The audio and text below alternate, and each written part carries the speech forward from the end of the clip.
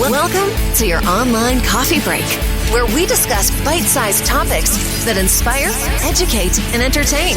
Here's your host, a software innovator, award-winning marketer, and astronomy and space buff, Chuck Fields. Aloha! Thanks for joining us today for your online coffee break.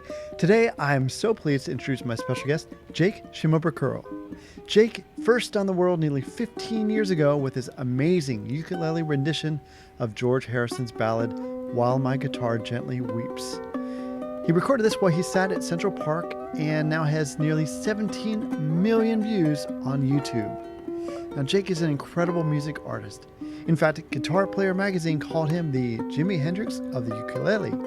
Recently, Jake teamed up with bassist Nolan Verner and guitarist Dave Preston to release Trio, a stunning new album featuring many of its songs written spontaneously in the studio. Jake joins us today from Hawaii to discuss this new album and his incredible music journey. All across the country, people are coming together to speed up what we can learn about health. The All of Us Research Program is calling on 1 million people to join us as we try to change the future of health. For your family, for future generations, for all of us. Visit joinallofus.org and find out how you can become one in a million.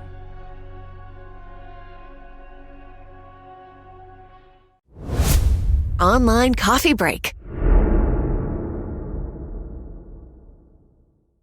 Aloha, Jake. Mahalo. Thanks so much for joining me today. Really appreciate it. Oh, thank you. No, this is so exciting. And yeah, I don't get to do a lot of these. So this is very cool. Well, it's because you're so busy, must be practicing or playing. I have never heard anyone play the uke like you. I mean, I got to admit, it's been one of my favorite instruments. I have one. Shamefully, it's been in my closet for a couple years. But I've never heard anyone play like you. I was wondering if you could just tell our audience, how did you get started? What inspired you to play the ukulele? Yeah, well, I started out, very young, just growing up in Hawaii. We were, it's such a big part of the culture here. And, my mom played it. So she was my first ukulele teacher, Wow. and I was 4 years old. And when she first put it in my hand, she taught me a few basic chords, and I fell in love with it, couldn't put it down after that. One thing I did want to mention to my listeners is you have this wonderful video that went viral several years ago. It was when you were in Central Park. It was George Harrison's While My Guitar Gently Weeps. And you had this unique rendition of it. I just wondered, can you tell our audience a little bit about that? Because I think it has yesterday it was almost at 17 million views. Congratulations on that. It's incredible. Tell us how that got started. I was just very fortunate, lucky just to be in the right place at the right time. I was doing a concert in New York, and I was approached by this video crew, who had a TV show, and it was called Ukulele Disco, and they wanted to interview me. So I said, "Oh, sure." It was my first time to New York, had never been there. Wow. And they said, "Oh, we want to shoot you in Central Park." And I got really excited because I was like, "Wow, I've always heard so much about Central Park, but I'd never been there." Right. Yeah. So I was like, yeah, I'll meet you there. But, growing up in Hawaii and in the islands, we don't have parks that big. I had no idea a park could be that big, right? So, Wow. Growing up, when you tell somebody, "Oh, meet me at Crane Park," or, meet me at Stadium Park, it's like, you just show up and you'll definitely see them, right? But Right. Central Park is so huge, and so it took us a while to find each other, and then we walked around a good bit, to look for a spot, and we found that little spot on the wall, and Beautiful. on that little stone structure, and I sat there. They asked me a few questions, and I played an arrangement of that, and that was the first time I played that arrangement because. Was it really? Yeah, I was, I've always been a huge George Harrison fan because, Yeah. well, one thing is, he lived in Hawaii too, right? He had a house on Maui, but he didn't know that. also loved the ukulele. He was just a huge, ambassador of the instrument. So to play a George Harrison song there in Central Park next to Strawberry Fields, was kind of like, oh, this is so cool. Everything's coming together. So yeah, so very fortunate. And somehow someone took a clip from that TV interview and put it on YouTube, and yeah, and that's what The rest really, is history. yeah, that's what opened up all these doors for me. So thank Well, you. I tell you, speaking of those doors, and I love that song, but I love all your other music, and you just came out with this fantastic album called Trio, and I'm loving Mhm. it. And in that, you partnered with bassist Nolan Verner and guitarist Dave Preston. I just wonder, can you tell us how that album came about? Oh yeah, so we had been touring together now for several years, and we would always every when we'd be on tour, we would go out and get set up, for the show, and then we'd sound check, and we'd just make sure all of our instruments are coming through. And after we kind of get all the sounds up, we just start jamming. We'll just start playing, and almost every night, we kind of at the end of sound check, we're like, oh man, that was cool. We should have recorded that, and it kind of became a common a common realization throughout the tour, and then so one day we just decided, like, hey, why don't we just book some studio time? We'll just go in and we'll just sit down and pretend like we're sound checking and just try to come up with some stuff. And that's how that album came about. So we went into the studio and we just kind of wrote a bunch of tunes together, and it all just came from just jamming in the studio, just being very casual. We didn't have like a goal, like, okay, we need to write this many songs, or we need to come up with this many tracks or arrangements. It was just, we just went in and jammed, yeah. So, but I love the way that album feels, because I mean it really does feel like our sound checks, on Well, I tour. tell you, it's really neat. And what amazes me is, like you said, you went in there, and what I understand is many of the tracks were literally spontaneous. Yeah, well, How's that work? yeah, so it was spontaneous in the sense where we just kind of sat down and we'd be like, okay, let's like, for example, the opening track, it's called When the Masks Come Down, Yeah. which we wrote last year, which was, it Ironic. was so crazy, because when we came up with the title, we were just like, oh, it just sounds cool, but we had no idea that this year we would all be wearing masks, and we we're Right. just waiting for one day for the masks to come down. But it was yeah, we basically sat kind of in a circle, and we're like, oh, okay, yeah, let's I don't know, let's do something in D minor. And we would just, Nolan would just start some groove in D, and Dave and I would just start playing, and we would just start building, building and improvising until we come up with until we came up with a theme that we liked, or a melodic idea. And we'd be like, oh, hey, that's cool. Okay, well, maybe let's keep that, and then let's try to go to this section. Now let's go to a different chord here and see what happens. And we just would kind of build it. We would take notes and write and just play. And then what we would do is, through all that jamming and just improvising, we would kind of organize the ideas. And then we'd be like, okay, let's call this the A section, let's call this the B section, and this the C section. And then we'll go to maybe just an open improvised section, and then we'll come back to the A section. So we kind of organized it that way. And then we would hit record. And then, well, of course, we'd be recording everything, but then we'd really hit record with the intention of, trying to organize these thoughts. Well, I tell you, it's neat. I want to dive into actually a few of the songs if we could, because well, I have so many favorites, but one of them I really liked, it kind of blew me away, was your new version of Fleetwood Mac's Landslide. Oh. Yeah. Well, I've been afraid of changing, 'cause I build my life around you. But time makes you bolder, even children get older. I'm getting older too. I was blown away by, I guess it was Dave's wife Rachel that did the Yeah. vocals for this. Yeah, Tell us she's- about that song. How'd that work out? That was So- incredible. So Dave Preston and his wife Rachel James, they used to be in a band together called Deerling, and so there were a few times where when the three of us would go out on tour, if it was close to to Colorado, which is where Dave and Rachel are based out of, I would tell Dave, dude, do you think Rachel would want to come out and sing? So we would bring her out on the road, and she'd come out, and she would just like slay. I mean, she would just kill it. She's just so amazing. And so when we were working on this trio record, I just kind of hinted to Nolan and Dave. I was like, it would be really cool if Rachel would want to come and sing a song on this record, even though it's our trio record. But so Dave was like, oh yeah, sure, I think she'd love to. Let me ask her. And then she was down with it. So then we thought, okay, well, what song are we gonna sing? Are we gonna try to write something together, or and basically for I think for New Year's they did a show. Dave and Rachel did a show, and it was a Fleetwood Mac tribute show. Ah.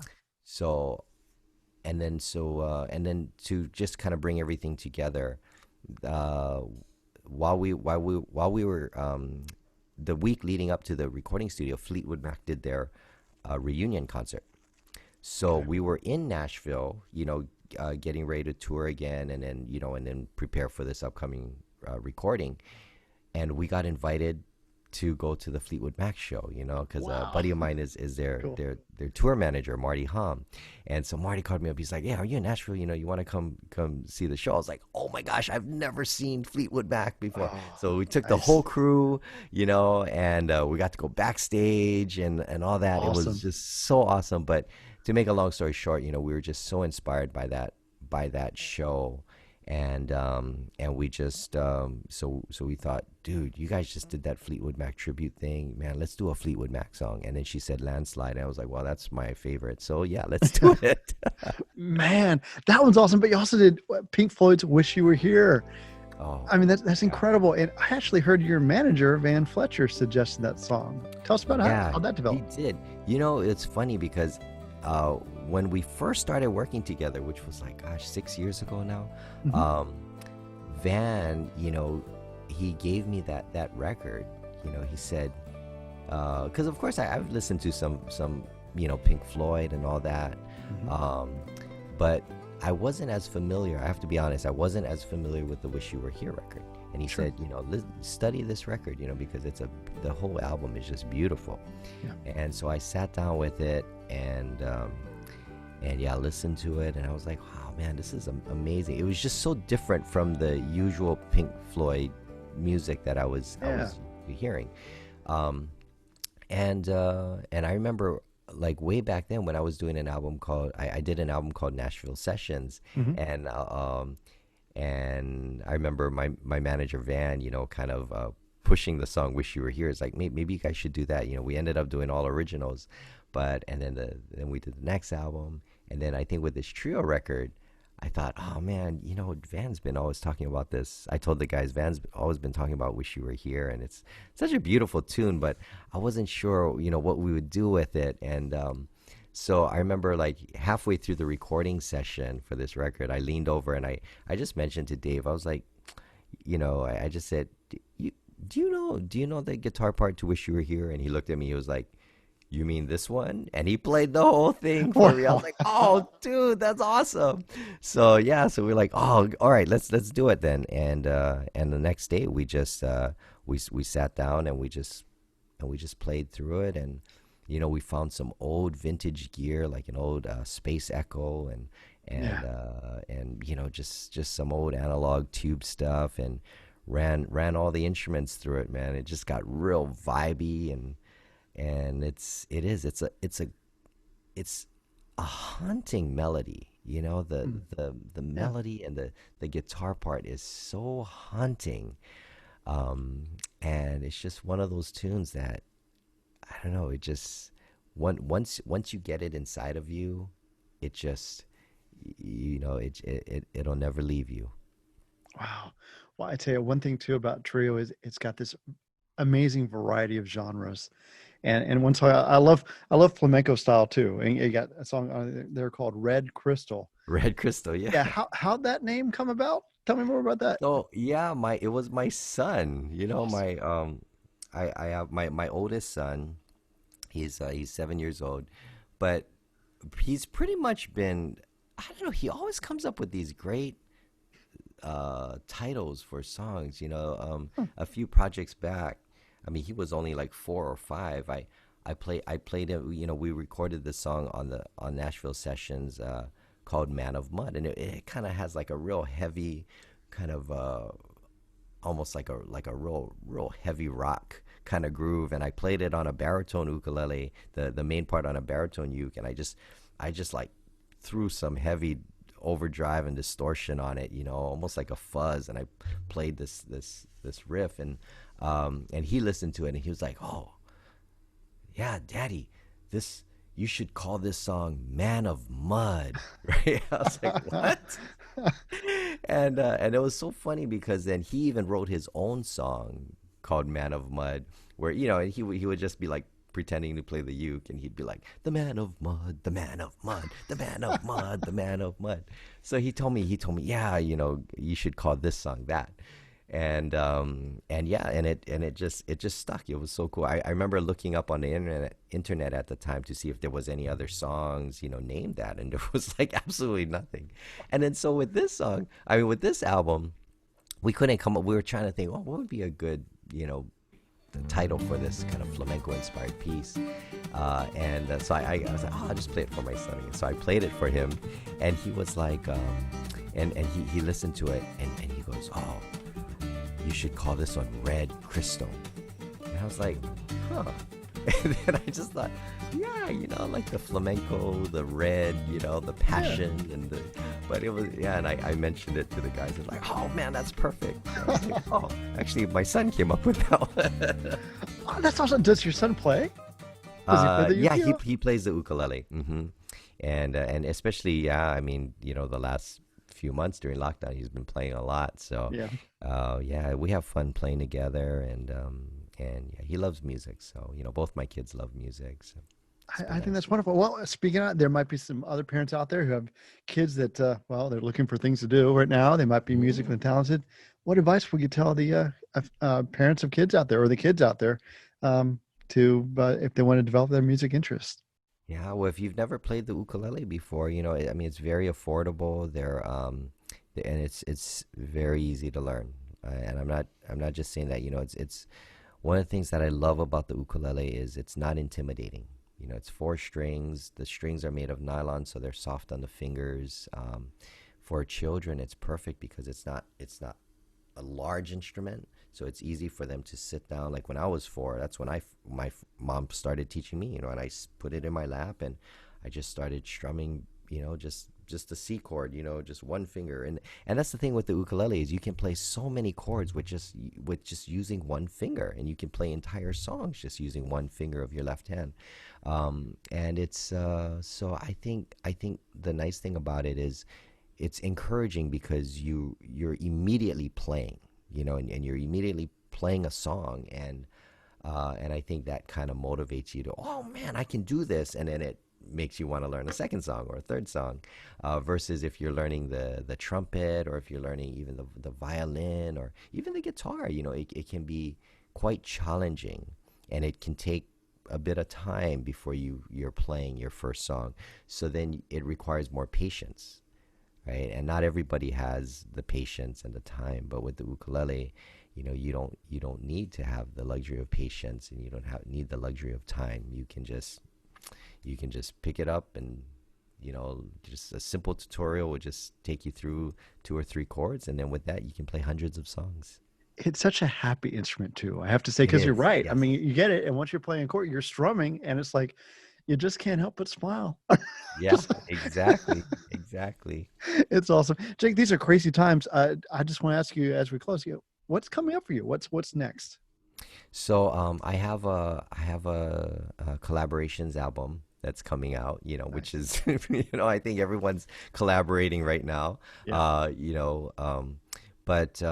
So I have a new collaborations album that's coming out. It was supposed to come out in October, but we're it's already done, but we're pushing the date back to the spring or early next year. Mhm. But yeah, I'm looking forward to it, man. It's got all my heroes on it. I did a track with Willie Nelson, Bette Midler, Ray Benson, Billy String, Sonny Landreth, Kenny Loggins, Michael McDonald, John Anderson. I mean, it's crazy, Wow. And we're doing a like Bette Midler. She sang The Rose, Yeah. Oh, and yeah. it's very the approach was to just get in the studio and just be very casual about it. Nothing overly produced. In fact, a lot of it is just me playing the ukulele and they're just singing. So it's pretty it's a very special record for me, and I can't wait to release it. I want to release it. Or it's We can't wait to hear it. That sounds awesome. I know, yeah. Willie Nelson did Stardust. It's Yeah. amazing. Yeah, it's just beautiful. I remember just being in the studio with him last. Actually, we started this project a couple years ago. So yeah, it was like 2 years ago, and he was the first to come on board. And I remember, being in the studio with him. I was so nervous, playing Stardust with him. That was one of his Yeah. iconic, recordings. But yeah, just sitting down and playing and hearing him sing, over just the bare ukulele. Wow, that was magical. Oh, well, Jake, we are so excited about that. And I tell you, I just want to thank you for joining me from the wonderful state of Hawaii and the island of Oahu. Really appreciate it. Mahalo. Thanks so much for joining us today. Really appreciate it. Thank you so much. Thanks for your time. Be safe. Take care. And yeah, I hope to talk to you soon. Maybe in person one of these days. This is one of those interviews where I wish I could be on site right now Yeah. with you. But again, Jake, it's been a pleasure. Really, thank you so much. Oh, thank you. Aloha. Take care. Online coffee break. Wow, I really enjoyed my conversation with Jake, and I'm loving his music. You should really check out Trio. It's a great new album, as well as his entire music history. It's incredible. Just search for Jake Shimabukuro on YouTube, or check the show notes for links to his website. Again, I want to thank you for joining us today. I want to thank Jake for taking time out of his schedule as well. If you can share this episode with a friend, we'd certainly appreciate it. We'll see you next time. God bless.